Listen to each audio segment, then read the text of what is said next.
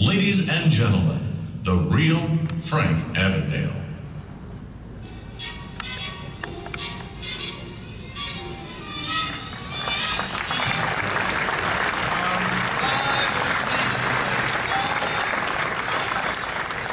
Thank you. Good evening, and it is a great pleasure to see all of you. Thank you so much for taking the time out of your busy schedule to be with us this evening. It's an honor and a pleasure for me to be here on behalf of AARP.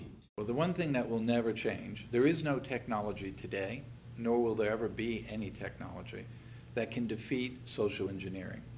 So if I'm going to call you and tell you I'm your bank, and I need you to pull out your credit card and read me the number on it, the expiration, and your security code, and you do it, that's always going to work, because there is always the human element, and that you can never defend against.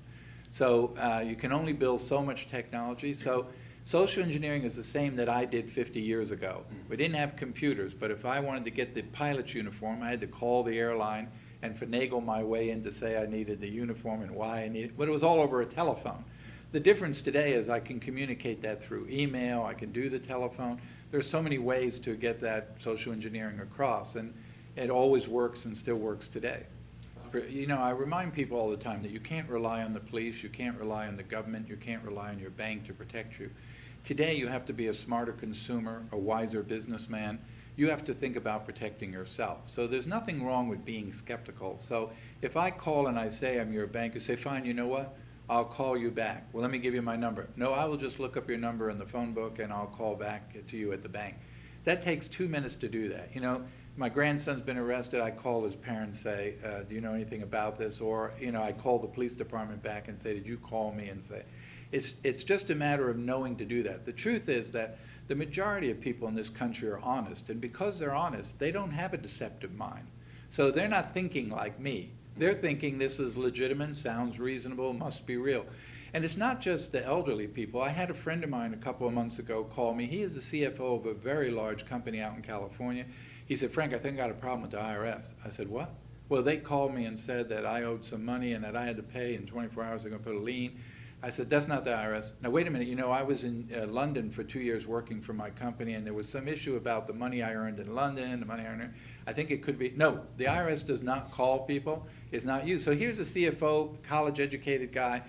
He was falling for. So you can expect somebody that's not that educated, that's swabbed, fall for that. Part of that scam most of the time is I'll tell you your last 4 digits of your number. So you say, yeah, that's correct. So then I say to you, by the way, I detect a southern accent. Oh yeah, I was born and raised in Alabama. Oh really? You know, you sound you're like my age. I'm 38. No, I'm just 28. Well, you just told me where you were born and your date of birth. That's the first 3 digits of your social security number. That's what that recognizes. So now I only have 2 digits to manipulate between to find out your real number. So we give away a lot of information without understanding what we're saying and what we're doing. Today, it is so important that companies teach their employees, whether they be the custodian or the CEO, of how important it is to protect the information that has been entrusted to them by the people who provided them that information.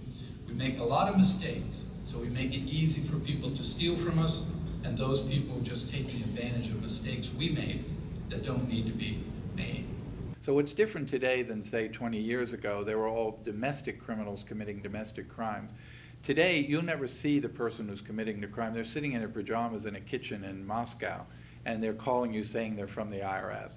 Technology allows them to manipulate the caller ID so that it comes up Internal Revenue, Pittsburgh Police Department, whatever they want it to say. Yeah. So it's very easy to fall for things like that, because if you don't understand it, you think, well, it says on my phone it's the Pittsburgh Police Department. I assume it's the Pittsburgh Police Department, but it's not. Yeah. Do you encounter people who maybe hold a grudge against you, or maybe feel that what you did was wrong and that you shouldn't have a platform like Maybe this? a little bit about that, but you know, I did all of this between 16 and 21. I went to prison for 5 years. Since then, I, one, have paid all the money back. I've worked for the FBI for 4 decades, for 40 years. I have 3 sons. One is an FBI agent.